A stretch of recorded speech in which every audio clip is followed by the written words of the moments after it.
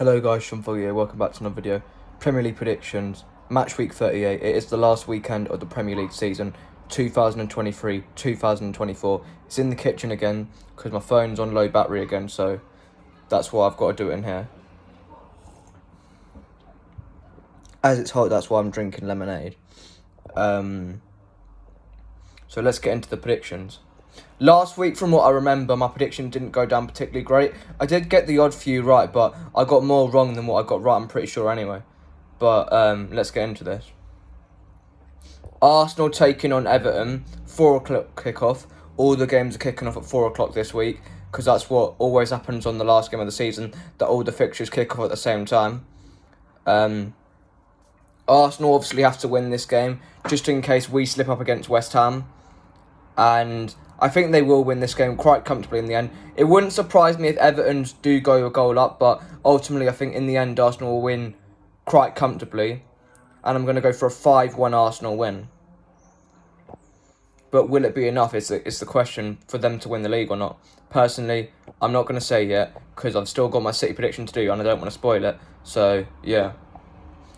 Then you've got Brentford taking on Newcastle at the Brentford Community Stadium. Newcastle obviously still fighting for Europe. They lost to Man United in the week.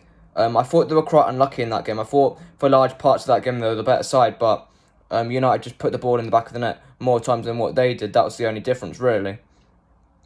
I think it's going to be a tight game because Brentford away is not really a pushover for any team, really. But I think Newcastle will get a tight 2-1 win, and I think it will probably be enough to get them into a European spot. Whether it be 6th or 7th, I'm not sure, but I expect them to get the result that they need to get a European spot. Then you've got Burnley taking on Nottingham Forest. When I ever back Burnley to get a result, they always seem to get beat. But when I don't back them to get a result, like I did against United, where I predicted them to lose, they ended up getting a result. So I'm going for Nottingham Forest 2, Burnley 1. But knowing my luck with Burnley predictions, Burnley will probably end up winning this game. Because obviously they're already relegated going into this game. And Forest are not mathematically safe, but Luton have to batter Fulham to make sure that they're safe. And they need Burnley to do something against Forest. But I can't see it happening. And I can't see Luton winning by enough goals that ends up keeping them up. So I think Forest will win 2-1. Speaking of Luton, now I'm doing my Luton Fulham prediction. I think Luton will win this, but it's not going to be enough to keep them up, because ultimately they're not going to win by, is it like 8 goals or something like that they've got to do to stay up. And they've also got to rely on Forest not winning, and I can't see it happening. I think Luton will win 2-1, because Fulham don't really have anything to play for. But it's not going to be enough for Luton, so they will end up ultimately going down to the Championship. And it is quite sad, because I do think they've actually been quite good in parts of the season. It's just that some of the time when they've had leads, they've not been able to hang on to them. Whereas if they had have hanged on to those leads, then they might have stayed up. But because they've give away a lot of leads in a lot of games, that's why ultimately I do think that will be the thing that costs them and sends them down. Liverpool taking on Wolves. Klopp's last game at Anfield. I think this is actually going to be a good game.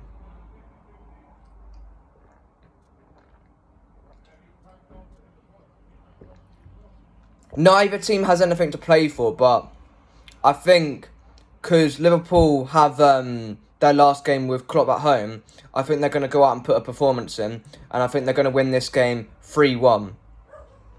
And I think Salah will get a few in this game. So if you do play Fantasy Premier League, I would put him in for this game. Even though I don't play it anymore because I don't really enjoy it. But I know there's a lot of people out there that do enjoy it. So, yeah.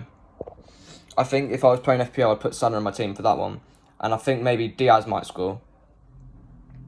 And for Wolves, maybe Cunha.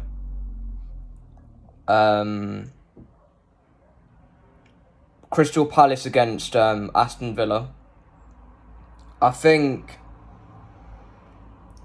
because Villa has already secured top 4 going into this game, because obviously they got the draw against Liverpool and then we beat Spurs, which was enough to get them in the top 4. So I think they might rest quite a few players here and maybe like play out reserves team. So I think Palace will win this game 2-1. Chelsea against Bournemouth now. Chelsea still fighting for a European spot. They need to win this game against Bournemouth and they need to hope that Spurs drop points against Sheffield United so that they can come 5th. But either way, I don't think Chelsea would have taken 6th at the start of the season. But I think considering where Chelsea were quite a few months ago, where they were like 10th or something like that, they would have bit their hand off for 6 spots. So I think they're going to win this game 3-0 with Palmer getting a hat-trick, and they're probably not going to get 5th because I don't think Tottenham will drop points against Sheffield United, but I think they're going to win this game comfortably 3-0 because Bournemouth are going to be on the beach, so yeah.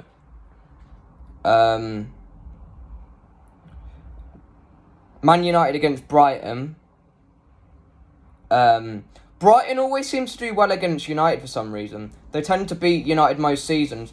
And I do think De Zerbi deserves more credit because he got them into Europe last season and they've had to deal with a lot of players leaving last summer and they've had quite a few injuries to like Matoma and stuff like that this season. So I think next season they could be like a bit more higher than what they are this season should they manage to get more players in the summer or manage to not get as many injuries next season. I think De Zerbi, when he gets a fully fit squad, he's going to do well with Brighton again. And I think he's going to be at a top 6 club again. Well, not again, but soon. I watched United against Newcastle. They were good in spells, like in terms of putting their chances away, but they're still not a great possession side. They're still absolutely crap in terms of possession. It feels like that they're hoofing the ball half the time and kicking and hoping a bit. But I can't see United winning this game. I think Brighton will win this, and it's going to be a 3-2 win to Brighton.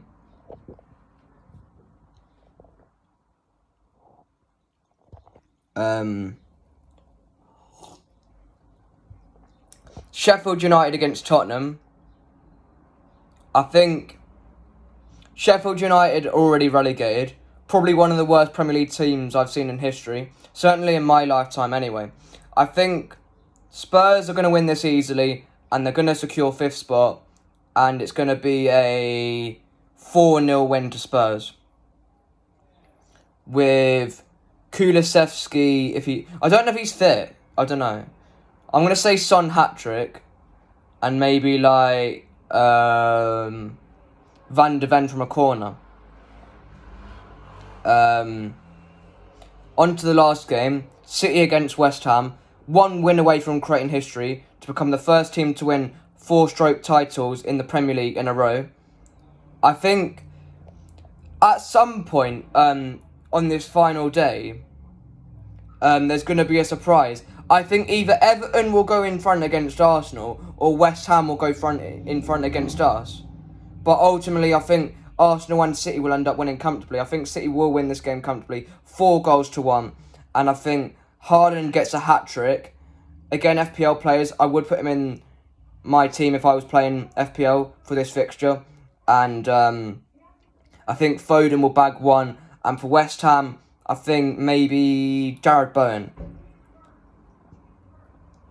But I do feel like this end of the season final day could have been a bit better because it would have been a bit more exciting if the relegation battle was still a bit more exciting and a bit more closer. And it would have been a bit more exciting if the top 4 race was a bit more closer.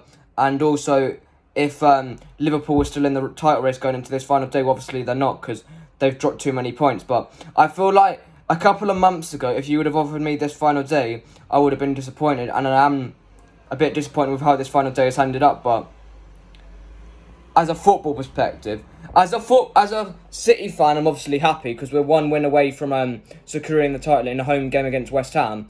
But as like a football perspective and not just a City's perspective, I feel like in like recent years we've seen much more better final days in the Premier League in terms of fixture wise and like table wise, in terms of like tightness, than we have going into this final day this year. But it's just my personal opinion. Drop a like on the video, subscribe to the channel, and I'll see you guys in the next one. And also share the video as well if you can. Bye. Have a lovely rest of your Friday and have a good weekend.